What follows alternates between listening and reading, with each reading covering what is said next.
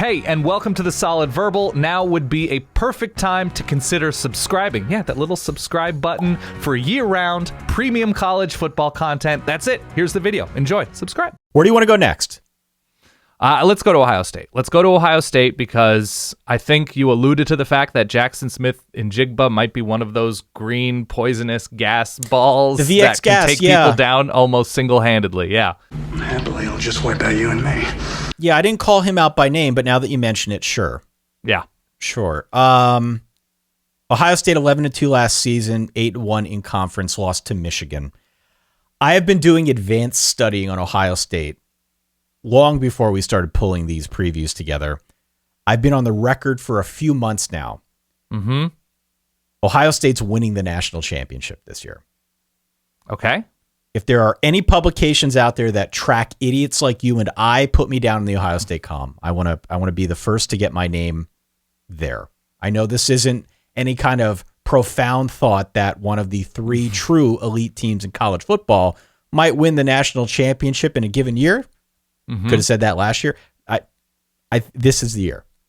I want to go all in on Ohio State. I really feel that way. I saw nothing in my deep dive that would talk me off that soapbox. This team is loaded. Absolutely loaded. I am confident they're beating Notre Dame in week 1, probably handily. I'm confident they're making a run through the Big Ten. I just feel like the delta between them and everybody else this season especially, and we can talk about why, is so large that nobody's going to catch them. There is one condition. Hit me. There is one condition. Would you like to venture a guess as to what that condition is? The success of Jim Knowles implementing Success of Jim Knowles, yes. An aggressive attacking defense. Fantasy things, check. This is not a complicated preview to do. The defense needs to improve. The defense needs to improve. The games that they lost last season were against physical opponents, namely Oregon and Michigan, to bookend the season. Pretty much, yeah. In both those games, they got blown off the ball. They gave up a ton on the ground. They went on to win the Rose Bowl, right? That was a great game. But again, that was another example of the defense struggling against a physical opponent. So they got to get tougher. They got to get tougher. And beyond that, if you really kick the tires on the defense last season, the pass defense, 93rd best in the country in terms of success rates allowed through the air. The pass rush let them down a bit last season. They weren't good in the red zone. All this is to say, they were still the 20th best defense per the SP+. We're picking and choosing our stats here, and perhaps that makes it sound worse than it is. There were a couple games where they were bad, but most of the other games, they were good enough. And clearly that, I think, comes out in the SP+. So it really was the beginning. It really was the beginning and the ending of the season that killed Ohio State. They need to improve, though. They need to improve, and Ryan Day knew it. That's why his solution was to go out and hire Jim Knowles, as he said. They bring him over from Oklahoma State. He's a home run hire.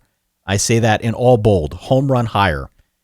You will be delighted to learn, as he said, that he does run the aggressive attacking style defense. Of course. His nickname is Sir Blitz-a-Lot. It's very literal. I mean, it's my nickname, but yes. You're not the only one who calls him that. There are other people out there. Really? Oh, yeah. No, it's a real name. It's a real nickname. Well, I think did somebody come up with it before I did? I don't know. I think that's me. I have no idea. Sir Blitz-a-Lot is definitely something that you can find if you run a Google on it, because I did. Other people have called him Sir Blitz-a-Lot. Okay. What does that mean? Hear it. What does that mean? Front seven's going to play much more of a downhill, aggressive attacking style defense. Guys are going to play tighter out wide. He did this wonderfully at Oklahoma State, especially last season, without making them more susceptible to big plays, which is always that tentative balance you're walking if you're trying to blitz or be a little bit more aggressive up front and playing tighter out wide. You got to have the manpower to be able to pull that off, and he did last year at Oklahoma State. He will again at Ohio State, because it's just talent up and down the roster. If that works, we're cooking with gas here, right? Right? Yes. So here's the question to me with the defense, though. So does Ohio State have, and we don't need to go into the entirety of the depth chart, but what both Michigan and Oregon were able to do was say, I don't think their linebackers are very good, right? That in the open field. And if you look at what Oklahoma State was able to do last year, I think it was Malcolm Rodriguez who was the star of that defense at linebacker, Sure. is they had dudes who were so sure in terms of tackling in the open field and going sideline to sideline. Because it seems like Ohio State has dudes on the defensive line, right? JT Tuimoloau is still there, Zach Harrison. Yep. And their corners are finally, because they had kind of a dip at corner. Their corners are good. Denzel Burke and Cameron Brown? Sure. Okay. So the corners are good. We'll see at safety and linebacker. It's basically, to me, just a question of like, do they have good enough linebackers to do what Jim Knowles wants to do? Because I think it's sort of dependent on that with how much pressure he brings and how kind of out on islands those linebackers can be at times. Yeah, I trust the talent. I feel good about the talent. But to your point, 87th last year in linebacker havoc rate. The linebackers needed to do more. Okay, there you go. Yeah. And didn't. Their tackle success rate was very average, right? What is that? It's sort of a measure of how good is the team at tackling. It says it right in the name. They need to get better at that. I think they know that. And Jim Knowles' teams historically have been very good at that. So if it all works, Dan, they're cooking with gas because this is the best offense in America. Full stop. I think that's right. Full stop. Ohio State lost 204 targets to the NFL draft. Garrett Wilson, Chris Olave, back-to-back first-round picks. For most teams, that's a catastrophe. What are you going to do? That's a catastrophe. Yeah. That is not the issue for Ryan Day. Ryan Day can plug and play Marvin Harrison Jr., had 3 touchdowns in the Rose Bowl. Emeka Egbuka, Julian Fleming. Yep. These guys are really good. On top of the fact that JSN, Jackson Smith and Jigba, the so-called VX Derv gas of this wide receiving core. Yeah. They have him back, and they're going to use him out of the slot this season, just like they did last year. Clearly, he'll be their big weapon through the air. The receiver room may not be as good, but it'll be good enough. Like, this is still one of the best receiver rooms in the country. And there's so much depth that even if it doesn't work out with one of the other guys not named JSN, there's not going to be a huge step back. They've got enough guys that they can plug and play. So this is, again, one of those instances, and we'll talk about this a lot, actually, as we get into the SEC East when we do the Georgia preview. But one of those deals where returning production numbers can sort of lie to you, and you need to have full context in mind.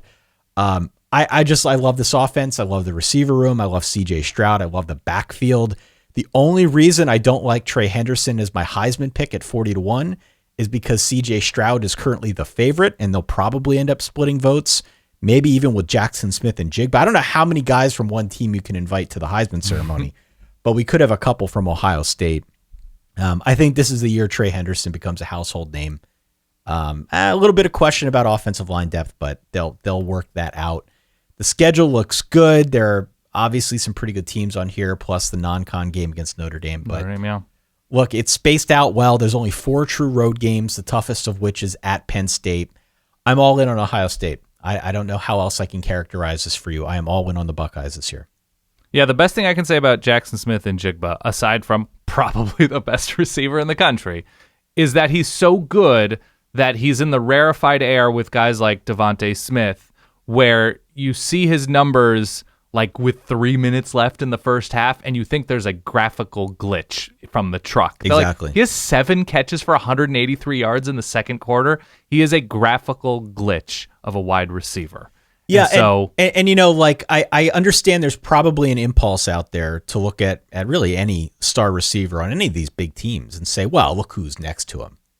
Last year he was playing next to Garrett Wilson and Chris Olave. Of course he's going to be so good. You could argue he was head and shoulders above those guys, right? He was so good last season. Might be a bit much, but yes. You could make that case, and I've seen people try to make it. I don't know if I fully buy in, but he was just that good. He was not your typical slot receiver. I think if you put him on any other team in America, he poses the same matchup, that nightmare matchup, wherever you put him. So I'm all in on him. I'm all in on Ohio State this season. They're winning the conference. They're winning the national championship, in my opinion. Can I ask you, and this is an easier way to transition to the next team, from specifically the East, which defense has the best shot because of personnel, because of coordinator, because of recent history? Which defense has the best shot to produce ghosts in passing lanes? And also, obviously, have a random defensive end who can get to C.J. Stroud at times. Like, who is that defense? Because we've seen Michigan State's pass defense look not so good.